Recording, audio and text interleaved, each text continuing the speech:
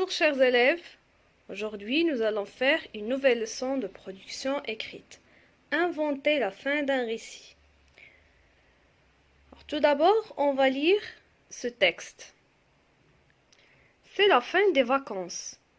Ce jour-là, papa, maman, mon petit chien Wadou et moi, nous rentrons à la maison en voiture. On s'arrête pour pique-niquer. Après le pique-nique, on cherche Wadou partout. Wadou n'est pas là. Alors, est-ce que cette histoire est finie? Alors, le début de l'histoire commence lorsque le narrateur, sa famille et leur chien rentrent à la maison en voiture. Ils s'arrêtent pour une pique-nique. Après avoir terminé, ils ont découvert que leur chien n'est pas là.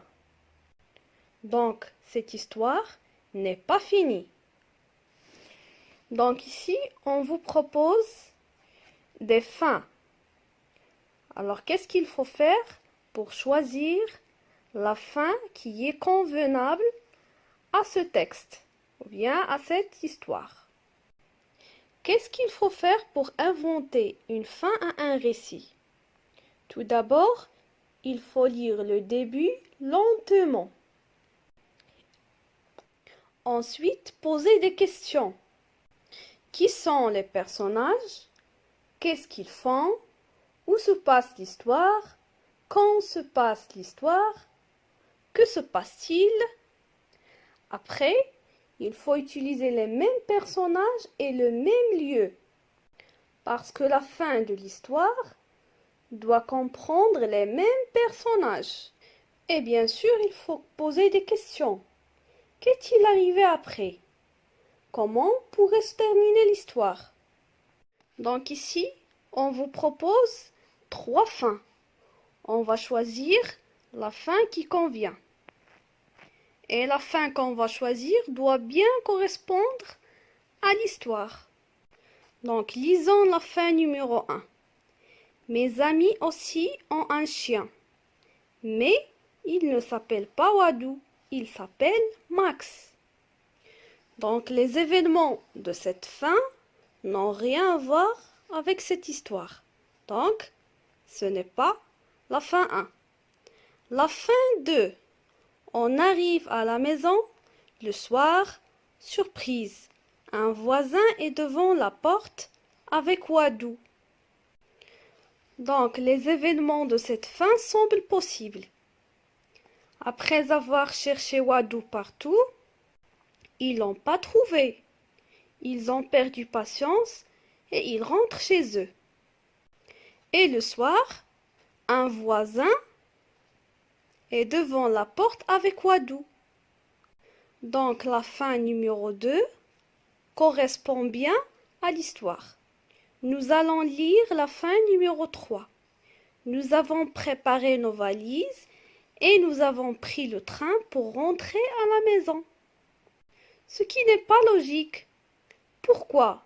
Parce que la famille rentre à la maison en voiture.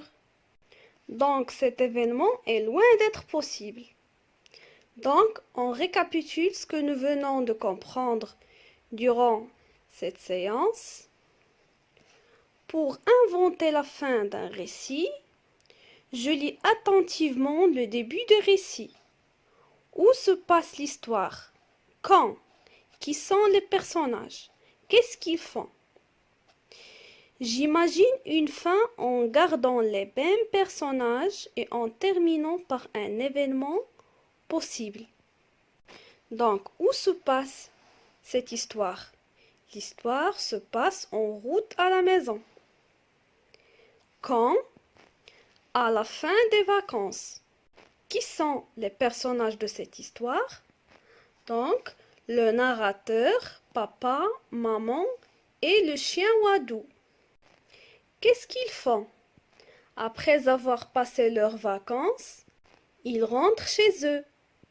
Et en route, ils s'arrêtent pour une pique-nique. Lorsqu'ils ont terminé, ils ont remarqué que leur chien n'est pas avec eux. Il s'est perdu.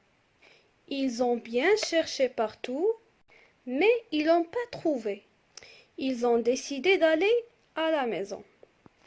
Ils sont arrivés à la maison et le soir, un voisin est devant la porte avec Wadou. Et voilà, c'est la fin de cette histoire. Et c'est aussi la fin de cette vidéo. À bientôt.